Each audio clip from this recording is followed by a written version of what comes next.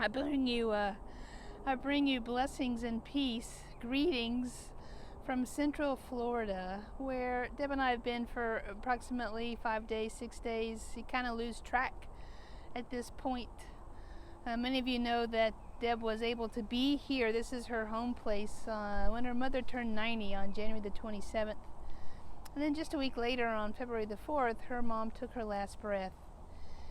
And now we are back 6 weeks later to continue to clean the house out. The good news is her cousin will actually continue to stay in it. And while we've been here, while Deb goes through papers and drawers and shelves and closets. And I thought this is perfect metaphor for this journey of Lent that we have been on. I have appreciated in each week's prayer time that Sarah has put in a trail, that we are going along a journey. And specific to healing and recovery, that work is not always easy. Sometimes sweat is pouring off of you. Sometimes you're up in the dirtiness of an attic, or you're holding pieces of paper that literally are crumbling in your hands, or you're looking at pictures and wondering who these people are. Those stories that have made you and you don't really even know their stories. And this has been our journey through Lent, a time of healing, a looking forward into recovery, knowing that recovery is an ongoing day-to-day process. And each day that we have driven out here, it has been a process each day to open up a new cabinet or a new drawer.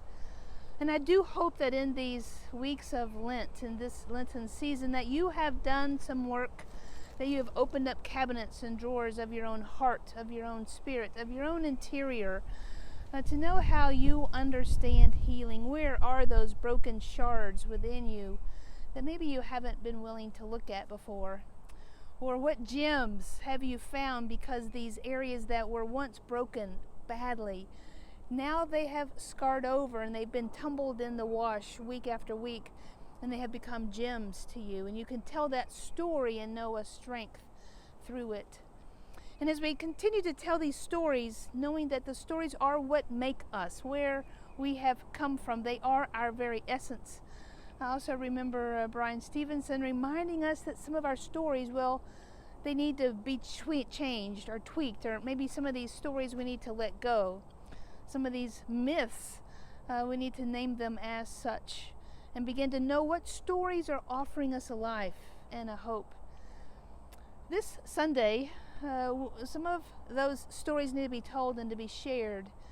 And at 9:15 last week, Renee began a group where we named those traumas, those broken pieces, and where we have found strength in those broken pieces that are still broken. And that's going on at 9:15. It was a rich time with truth offered in that space.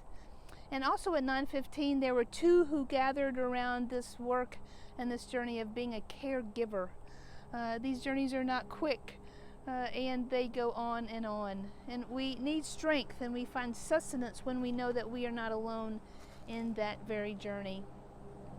Those two groups will continue this week as well.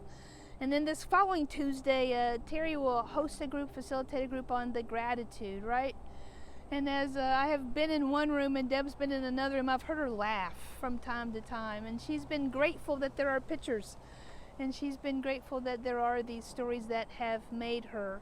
And when we begin to know those moments of gratitude, well, that is a piece of smoothing off those rough edges. And I hope that that is a part of your daily and/or weekly practice. So as we continue to move forward, if you haven't got your palm video in, that can still happen if you do that quickly. And if you want a way to make palms, keep watching. Sandra's going to offer you a way to make some palms for this Sunday service, that in your own very place you can wave some palms around. Wherever you are, wherever you find yourself on your journey, I hope that you know that you are being prayed for, that there is someone within a phone call or a text away if you need a friendly ear or a heart to share your own brokenness with. And even to share your joy and your celebration. We share all these pieces, holding them in tension, knowing that for this house to stand, it actually has to have tension within its very framework, or it would literally come crashing down. And so again, from Central Florida, where we live and are in the woods, some people call it a palmetto hammock, the very palms are actually waving out here. And so as we celebrate this Sunday's triumphal journey into the city of Jerusalem, and we wave those palms, we celebrate the life that we are on, knowing the truth that soon there will be death, and that this is our very cycle. And so may we celebrate when it's time to celebrate, and may we weep those tears when it's time to weep tears, knowing that all of this makes up our very essence of who we are. Go with that peace. See you next week.